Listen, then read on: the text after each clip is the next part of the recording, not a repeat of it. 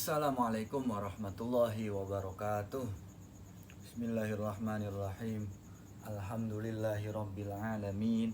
Allahumma sholli ala sayyidina Muhammad wa ala ali sayyidina Muhammad.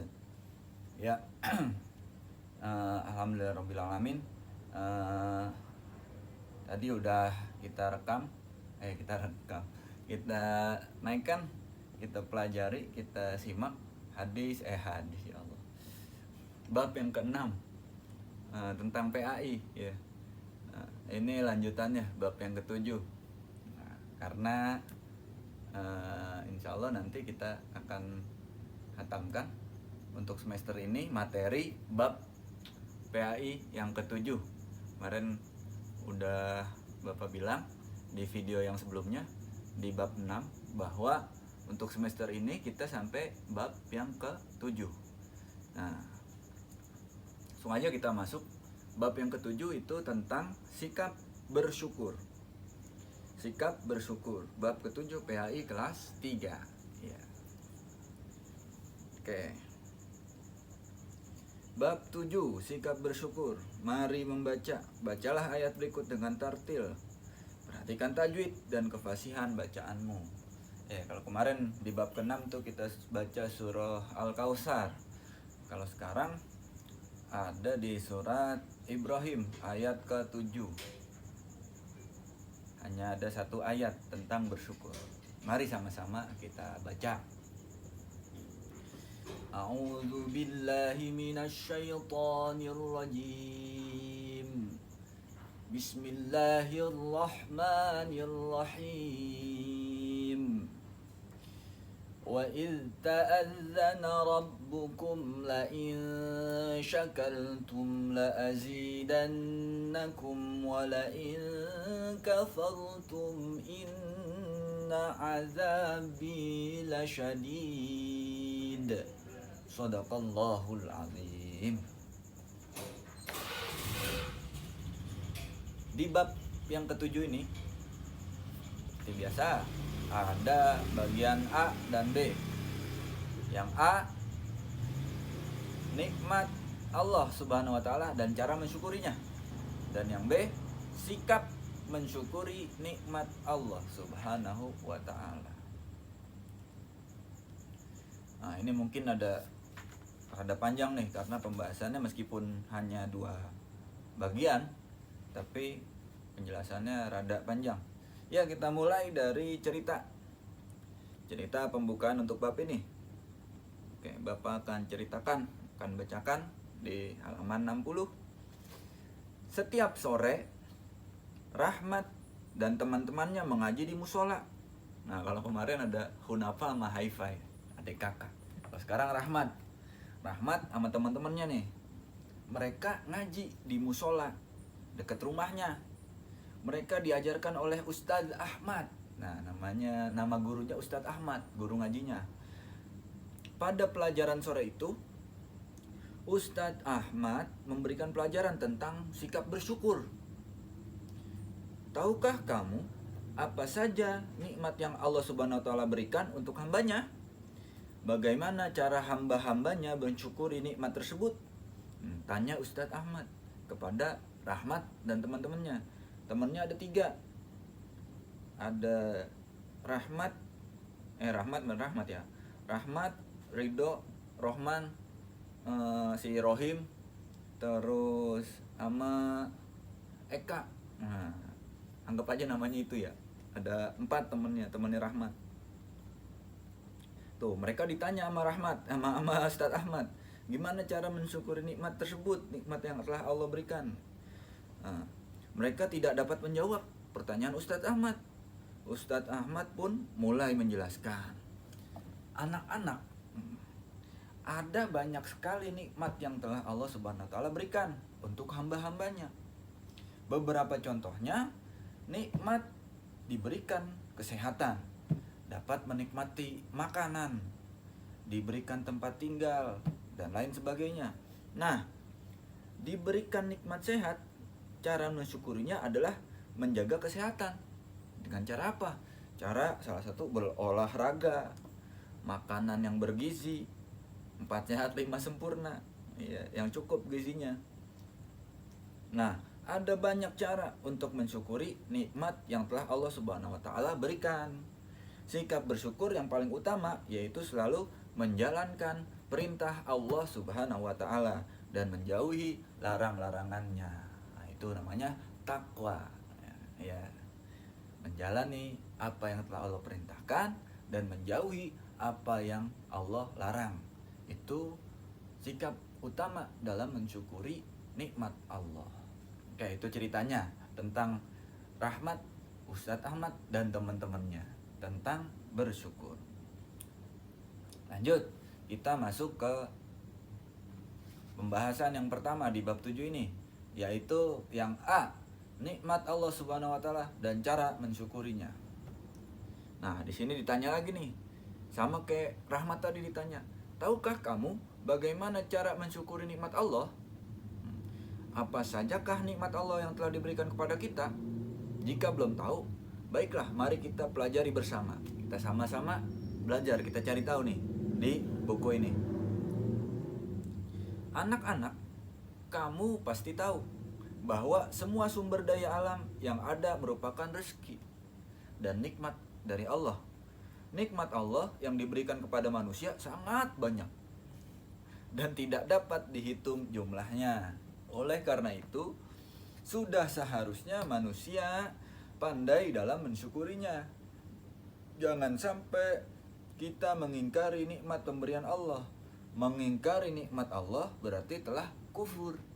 Kufur nikmat kepada Allah. Salah satu bentuk mensyukuri nikmat adalah dengan beribadah kepada Allah, memelihara alam, dan tidak melakukan tindakan yang merugikan diri sendiri maupun yang merugikan orang lain. Itu salah satu cara mensyukurinya. Allah Subhanahu wa taala telah menciptakan bumi sebagai tempat tinggal yang nyaman. Kita bisa napas di situ ya, di bumi. Bumi berputar pada porosnya dan juga berputar mengelilingi matahari. Namun tidak goyang dan oleng. Jadi tetap berputar secara stabil, konstan. Ya, kagak oleng, nggak goyang-goyang kayak di laut. Kalau di laut kita naik perahu goyang tuh karena ada ombak. Ya. Mengapa demikian? Ditanya nih. Itulah kemahabesaran Allah Subhanahu wa taala. Bumi telah ditetapkan dan diatur supaya kita dapat nyaman tinggal di dalamnya. Selain itu, Allah Subhanahu wa taala juga telah memberi kemampuan kepada manusia untuk membuat jalan-jalan di muka bumi supaya kita dapat mengetahui arah dalam berpergian. Manusia diberi pengetahuan untuk menciptakan alat transportasi. Kita dikasih akal untuk bisa membuat alat transportasi, misal mobil, motor, sepeda, ya. Terus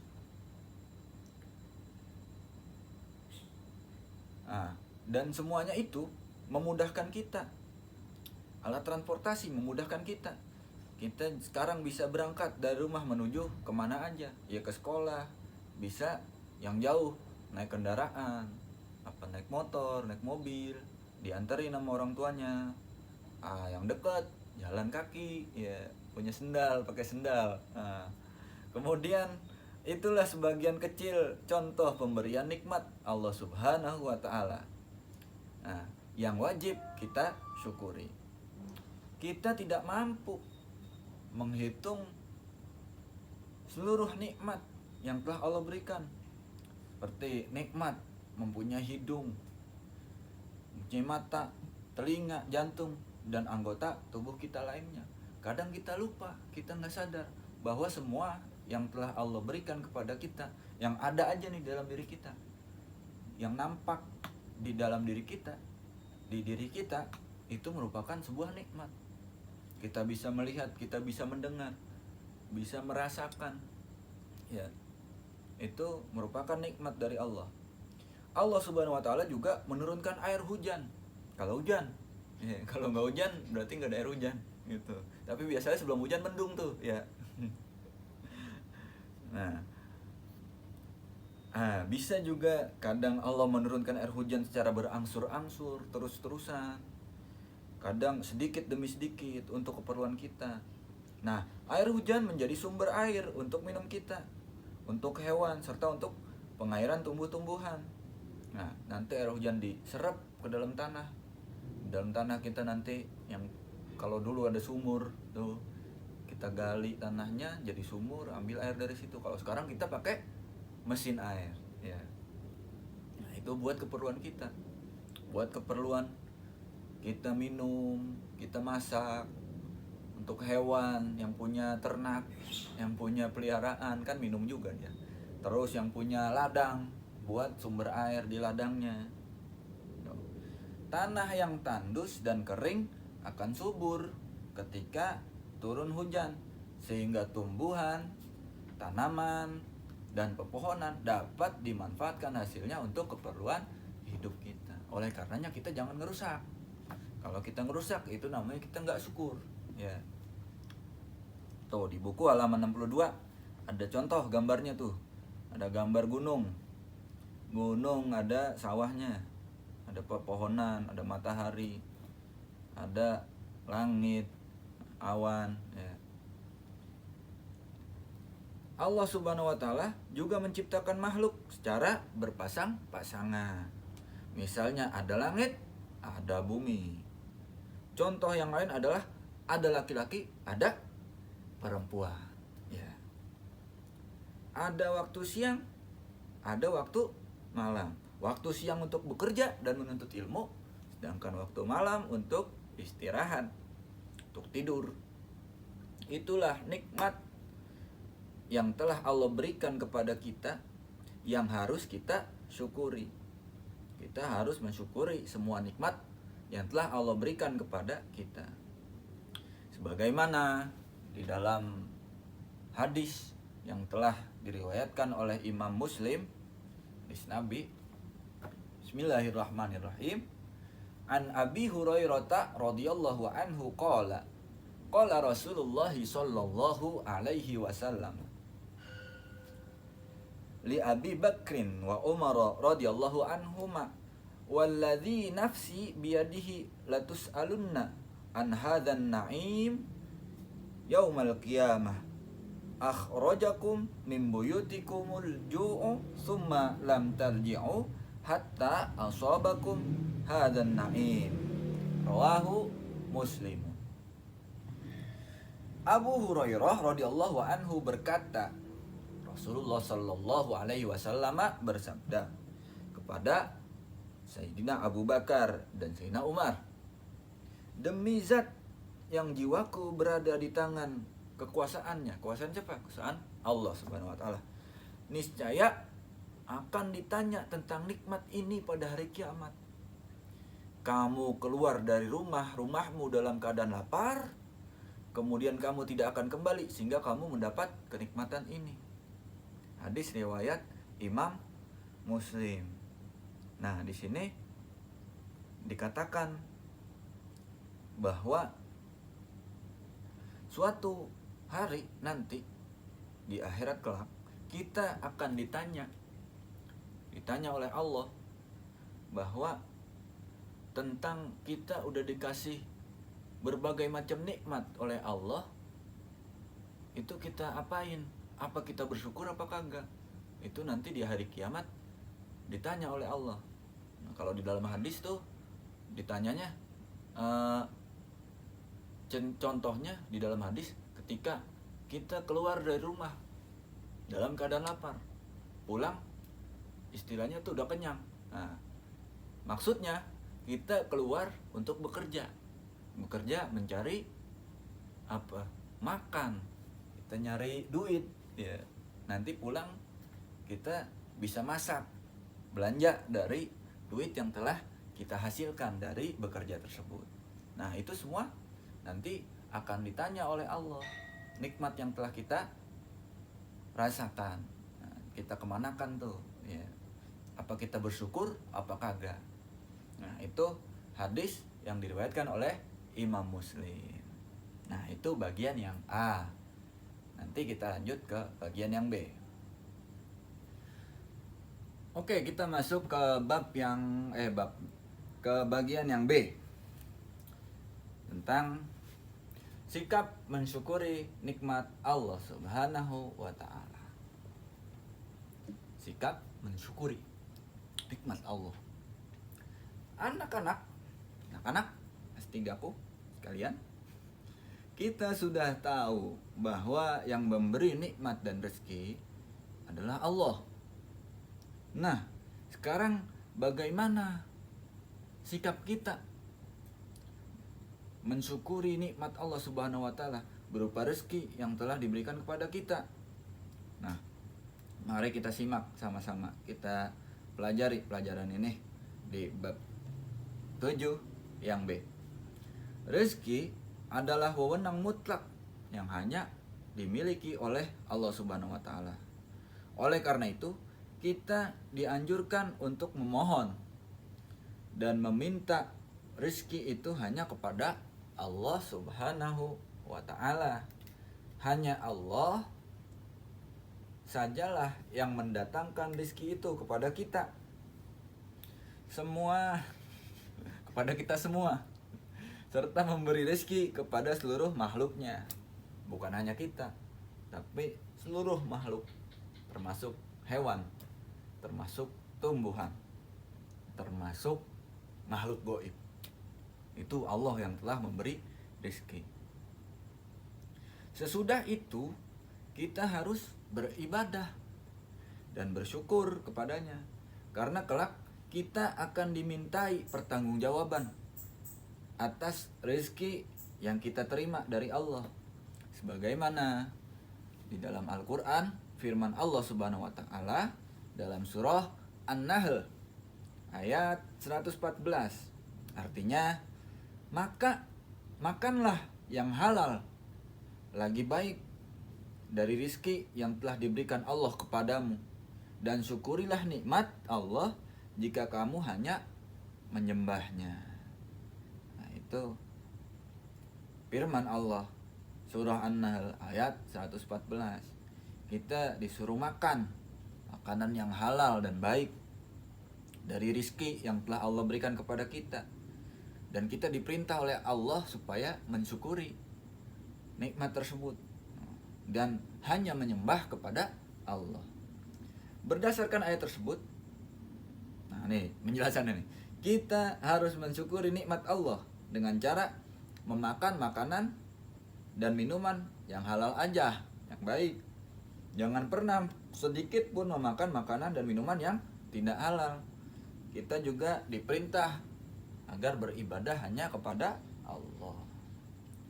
Makan dan minum tidak boleh berlebihan, karena Allah nggak suka yang berlebihan. Ya, nanti kita jadi sakit kalau berlebihan. Makan kekenyangan jadi sakit, tersakit perut. Minum kebanyakan kembung, ntar mau muntah. Ya, makanya biasa-biasa aja. Nah, sebenarnya bukan cuma di makan minum aja, dalam segala hal kita nggak boleh berlebihan. Ya. Tuh, di sini dijelasin, perut yang kekenyangan akan mengakibatkan kita jadi malas belajar. Nah, dan juga bisa bikin ngantuk. Jadi hawanya lemes aja, ya. Pengen rebahan aja. Tuh kalau kebanyakan makan. Tuh, kemarin kita belajar tuh. Berdoa itu kelas 2 atau kelas 3 ya. Pokoknya berdoa, membaca basmalah sebelum makan dan tidak membuang-buang makanan. Merupakan contoh sikap bersyukur telah diberikan nikmat oleh Allah. Tuh, salah satu bersyukur ketika makan itu ya berdoa. Di awal sebelum makan, sesudahnya juga kita berdoa. Doa sebelum makan, Allahumma barik lana fima rozaqtana wa qina adzabannar. Tuh, kita minta supaya makanan yang akan kita makan itu jadi berkah. Jadi bikin kita sehat, punya tenaga, dan minta mohon untuk agar dijauhkan dari siksa neraka. Kemudian habis makan, kita makan yang habis ya. Kagak buang-buang makanan biar kagak mubazir, terus bersihin lagi. Kemudian kita baca doa sesudah makan, alhamdulillahilladzi at'amana wa saqona wa ja'alana minal muslimin. Kita bersyukur, kita memuji Allah yang telah memberikan kita nikmat berupa makanan, minuman, ya. Itu merupakan salah satu bentuk rasa syukur dengan kita doa sesudah makan. Dan kita bersyukur karena kita telah dijadikan seorang muslim. Tuh. Kemudian ada ayat. Nih ayat yang tadi kita baca di awal. Surah Ibrahim ayat 7. Kita baca ulang. A'udzu billahi minasyaitonir rajim. Wa idz ta'adzana rabbukum la in syakartum la azidannakum wa la in kafartum inna azabi lasyadid. Allah. Wa idz ta'adzana rabbukum, dan ingatlah ketika Tuhanmu memaklumkan,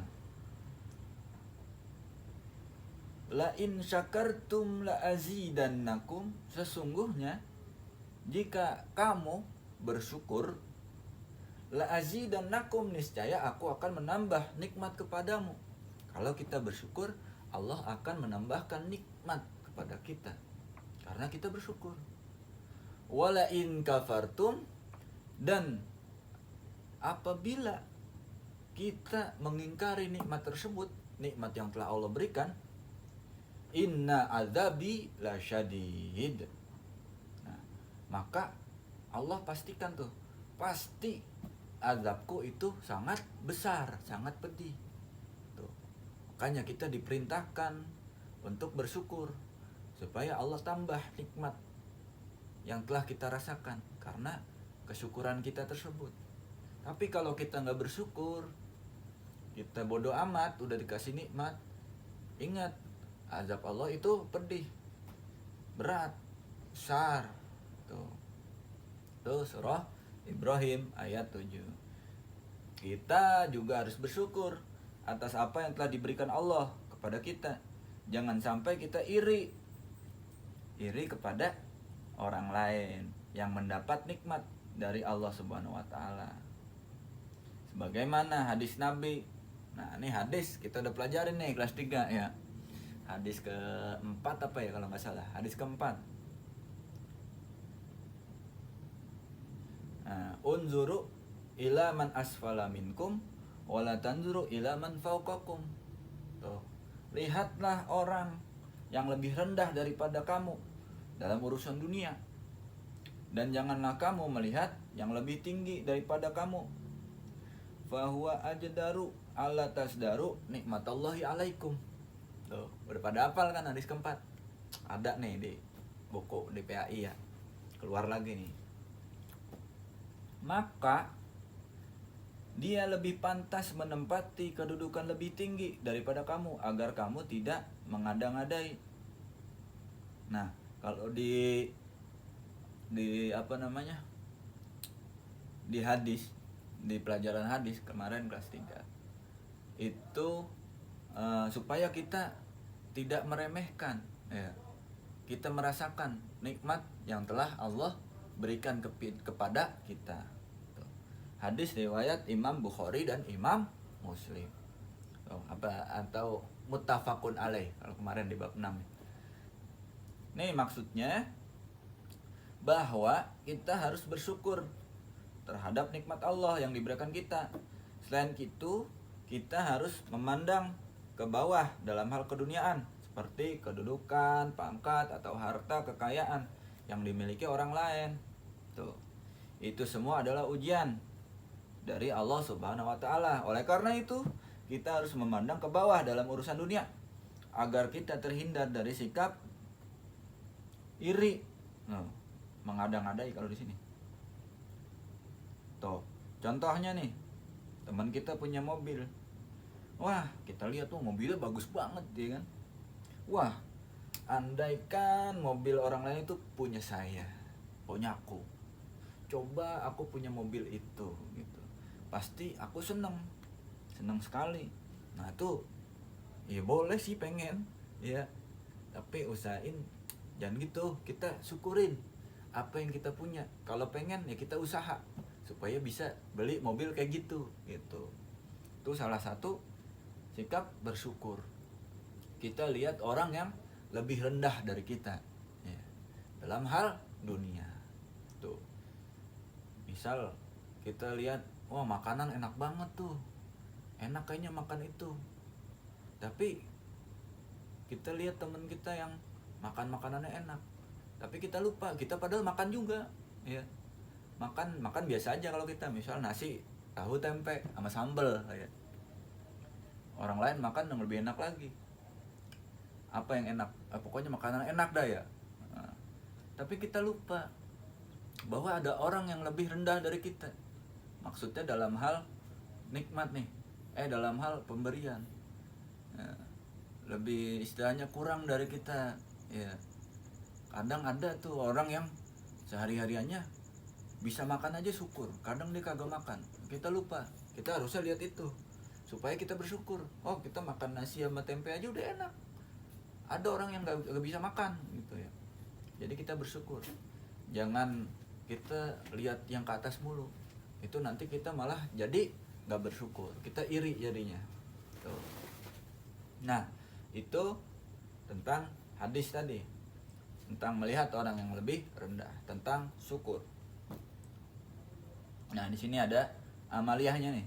Ungkapkanlah rasa syukur kepada Allah Subhanahu wa taala ketika mendapat nikmat dengan ungkapan bahasa kita sendiri, minimal alhamdulillah, kita memuji Allah Subhanahu wa taala.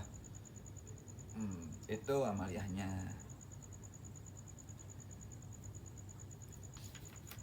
Nah, di situ nanti ada intisari nih di halaman 65, nanti dibaca-baca ya di rumah. Ya, mungkin itu aja di bab ke-7 ini untuk kelas 3 pelajaran PAI. Nanti silakan dikerjakan tadribnya biasa via Google Form. Insyaallah nanti pakai Google Form 2 sekaligus, bab 6 dan bab 7. Oke? Gitu. Ya, mungkin untuk semester ini, semester 1 cukup sampai sini, sampai bab 7. Jadi nanti kita kemarin setelah PTS itu kita belajar bab 4, 5 ya. Kemudian 6, 7. Kemarin udah ulangan 4, 5. Minggu depan kita ulangan bab 6 dan 7. Gitu. Ya, mungkin sekian dari saya, dari Pak Aufar. Kurang lebihnya mohon maaf. Tetap semangat. Wassalamualaikum warahmatullahi wabarakatuh.